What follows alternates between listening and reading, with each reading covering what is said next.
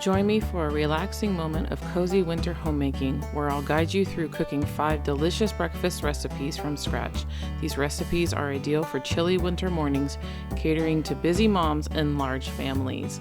4 of these recipes are really simple and can be done the morning of, and one of them does take some forethought and love prior. Now let's go ahead and dive in and get started.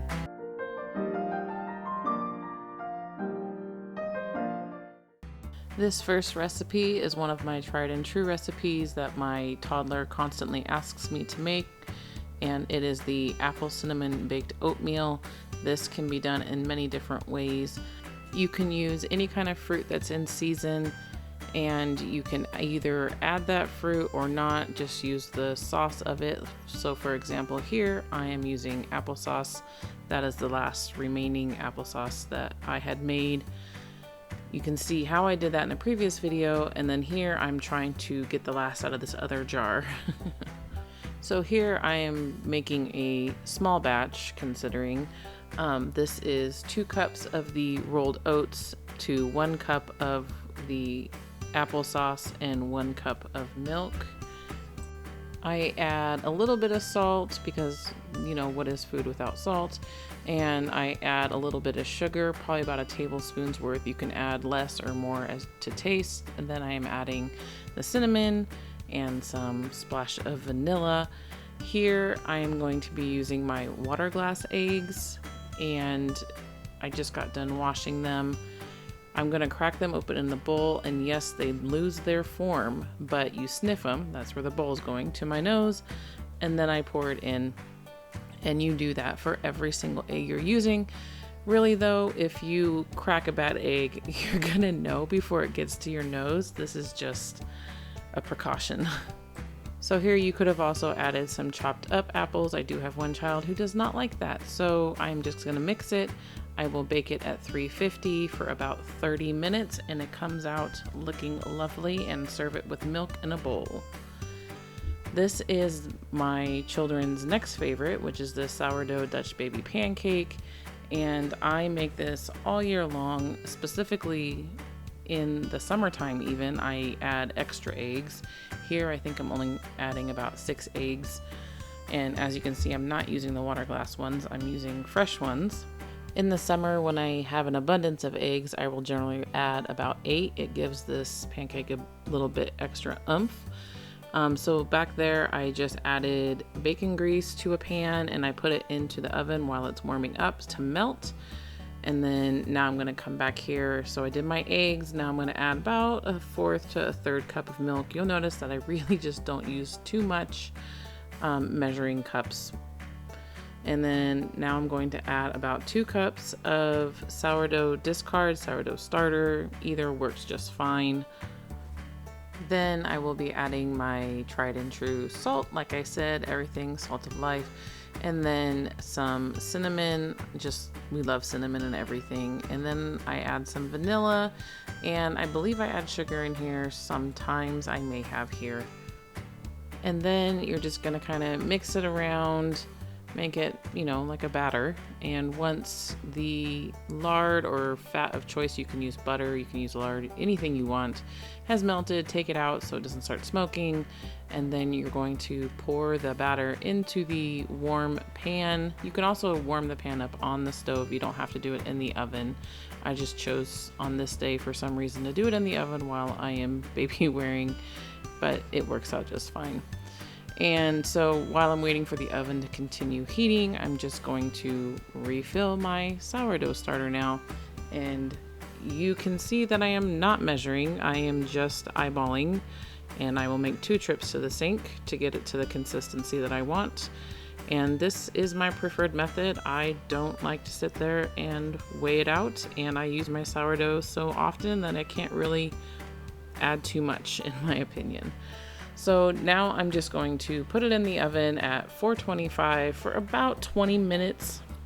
If I'm adding extra eggs, I may add an extra couple minutes. And no, that is not easy with the baby on me, but that's life right now. Sourdough bagels. These are a labor of love, but oh so worth it. These you have to start the night before, which I am doing here. Kids are supposed to be in bed, and soon you will see that they are in fact not in bed, but this is started the night before so that can ferment overnight. I will link the recipe for this down below. I'm going to be focusing on the mixer because this thing did give me some trouble. I don't know if it was my flour or whatnot, but I want you to see the consistency that it should come out to. And it took me probably about 20 minutes to actually get it to the consistency that I wanted with it in the mixer. So don't give up on it if you do try this recipe. And it's delicious, but I will link it below so that you can see it.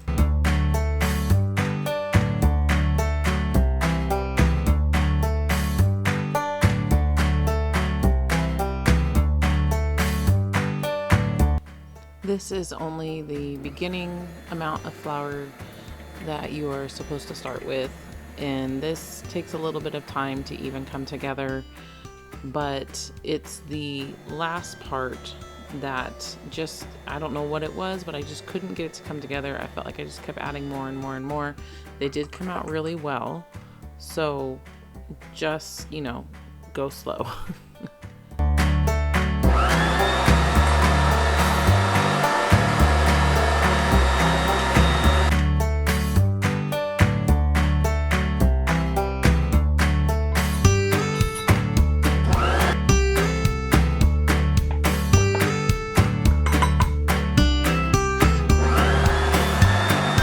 I will say that this is my second time making these, and for whatever reason I feel like this one, like I said, just didn't work out too well for me. But it did come together. Don't fret, you can see it starting to ball up here. This was a long labor of love for me. This is probably the third time I stopped to check it, and I finally feel like it was getting to a good consistency, but I just wanted a little bit longer. It wasn't quite as smooth as I had wanted it to be.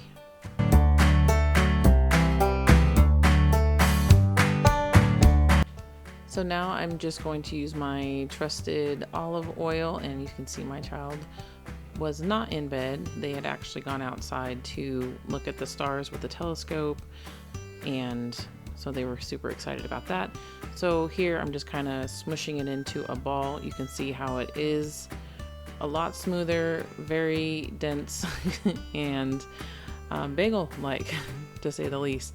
So I'm just trying to get it into a nice ball. I'm going to oil it on all sides so that doesn't dry out, and let it sit overnight with some plastic wrap over the top of it.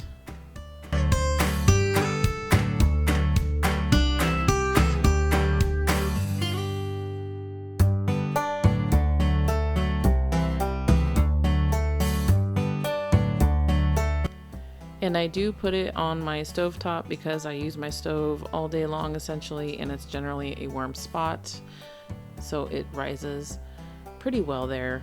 And then this is the next morning, where it's after breakfast. I did not do these for the next breakfast. It was actually for the day after this breakfast. So I'm preparing it the next morning here, and no, I am going to be eyeballing these. They are not going to be the same size. Some people weigh them out. I don't have that time. Again, busy mom, 5 kids, one is only 3 months old, so I don't care that they're not the same size, but they're fun to make and delicious, and so multi-purposed for a bagel. You can make these into little bagel pizzas. You can do butter and jelly, which is what my kids really like because of the homemade jelly, and you can do the cream cheese, those kind of things. It's just very versatile, so it's not just breakfast even. So this is totally worth it. As you can see, they are not the most beautiful things in the world, but they taste phenomenal, so I will keep doing it and maybe become an artist at it, but this is not the time. So now I'm just going to cover them with a wet towel, let them rise again, and then they will be getting boiled in sugar water and baking soda water here.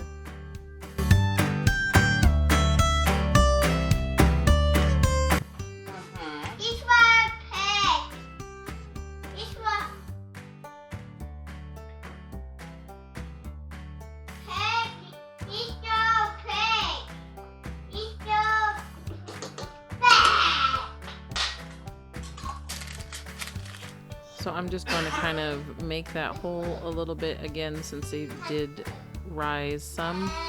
I kind of want to just see if I can open it up just a little bit more, put it into the water for about a minute each, and then I take them out and just keep going. And then I do put half of them in the sesame seed, and I left the other half plain. Just, you know, kids sometimes can be picky. They really didn't mind though. They really did like these.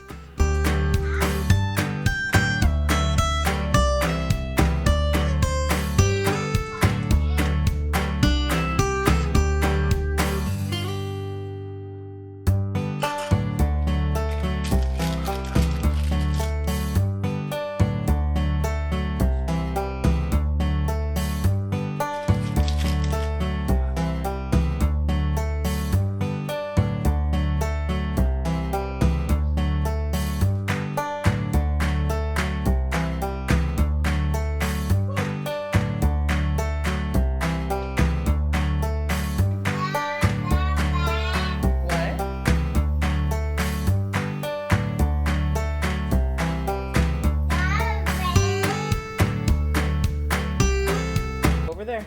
And then the final labor of love is by baking them. So this is a very long, lengthy process. Like I said, 2 days to make it for the next day's breakfast or lunches even, but they came out really well, and I will do it again in the future, I'm sure. And I will say I do need to get a couple new bread knives, because these really aren't that difficult to cut. It's just my knife is very blunt and old and needs to be replaced at this point.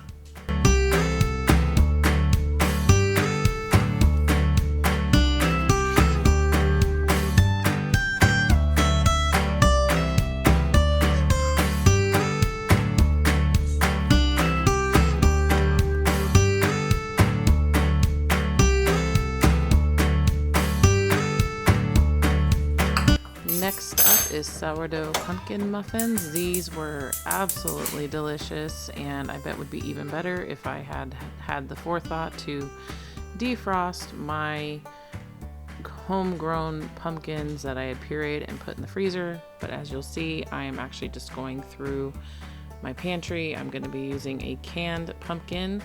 I've been kind of laxly doing the 3 Rivers challenge with going through my pantry. We haven't gone to the store except for milk and fruit, which is something that is important to me for the children.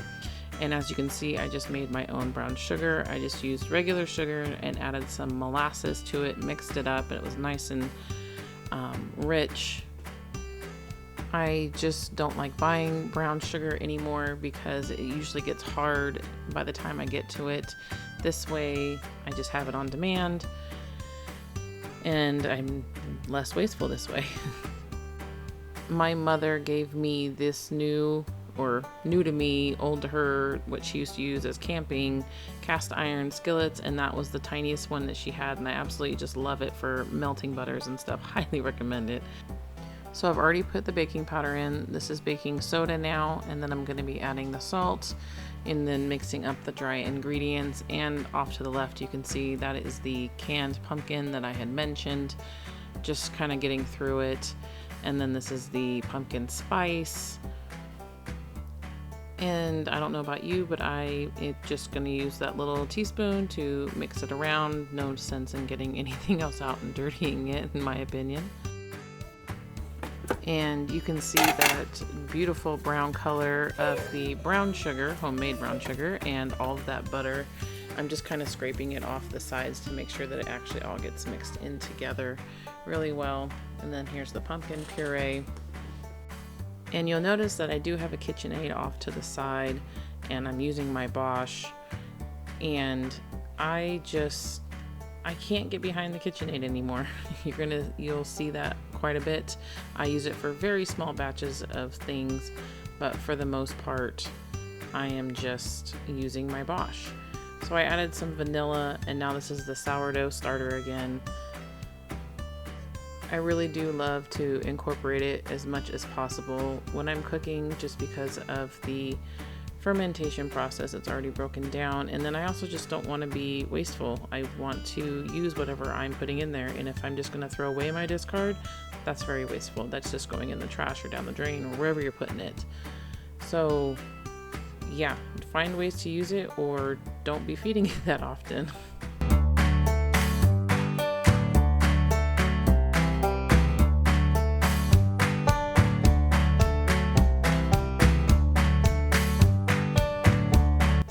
One of the other things that I absolutely just love about this Bosch mixer is the fact that it comes with this lid so that things don't necessarily go flying around, like the flour and eggs and everything. You can see in the KitchenAid off to the left, I do have those little plastic things that go around the top, but because the mixing mechanism comes through the top, you can't actually close it off like you can with this. And with the amount of stuff that I make, it really does save me just that much more time and having less of a cleanup. And I can't say enough about it.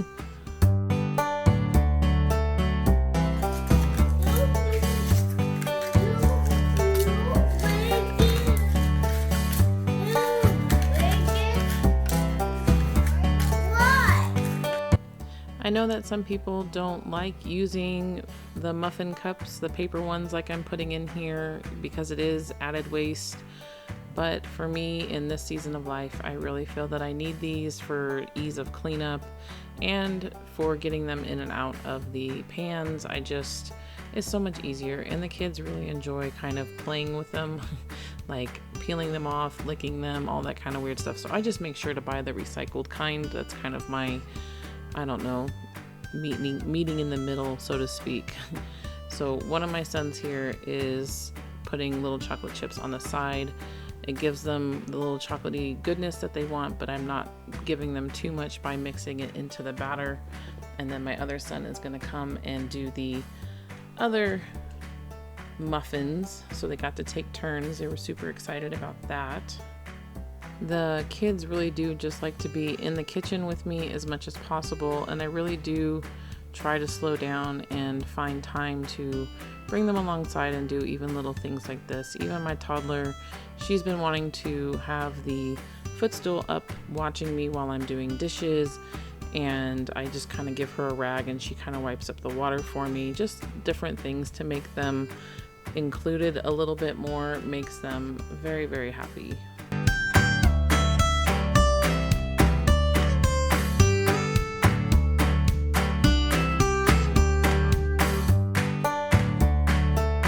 This is my oldest child. She is getting the muffins out of the oven. This is still something that she is learning to do safely, and then we're going to just use the little toothpick method and check that they're good, and lo and behold, they are. So we served this later on in the morning after we made the sausage. A lot of people don't realize that to prevent things from sticking in your cast iron, you're supposed to put oil down and preheat it over like medium heat or something along those lines. And as you can see, that's what I was testing with my hand by putting it over the top, was just making sure that it felt warm enough to put the sausage on. And as you can see, they're not sticking at all. As if I had put it onto a cold cast iron, they more than likely would have stuck. And since oranges and citrus are in season right now, I am, as much as possible, giving my children an orange or a grapefruit with every meal. They really enjoy that.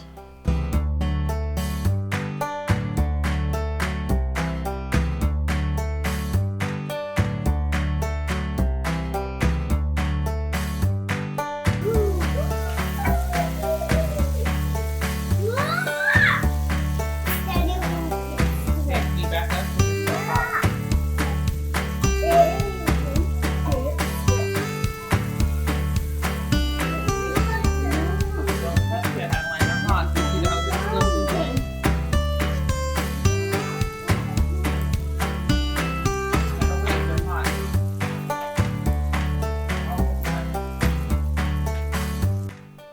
Another really quick and easy breakfast is a sourdough French toast casserole. And this is the bread, if you saw my short that I posted a few days ago with my bread fail, this is that bread. It was absolutely delicious, but it was absolutely ginormous, as you can see.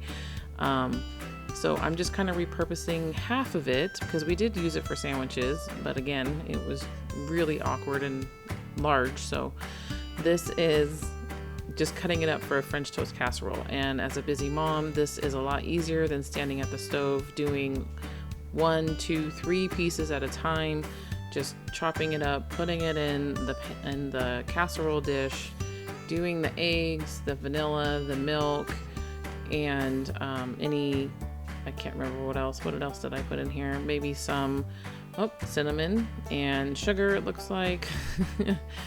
But it's just kind of make up as you go if you can't tell. And then you just kind of pour it over that and not necessarily mash it down, but you want it to be covered. So you're going to want to mix it in well and everything like that.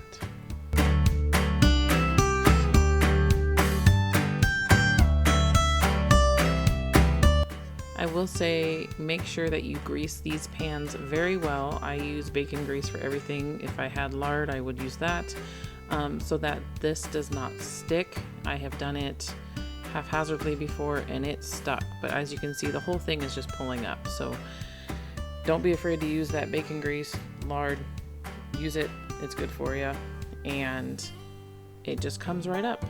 And the kids love this. We served it with maple syrup on top and some fruit on the side, and it actually stores pretty well in the fridge too. If you make a big dish like this and you don't go through it right away, just put it in a little bag in the fridge and pull it out, and it's still good to go. So let me know in the comments if this was helpful, if there's any questions that you may have, if you want me to show something similar to this, just let me know in the comments, and hit a like for me and subscribe, and I will see you in the next video. Bye.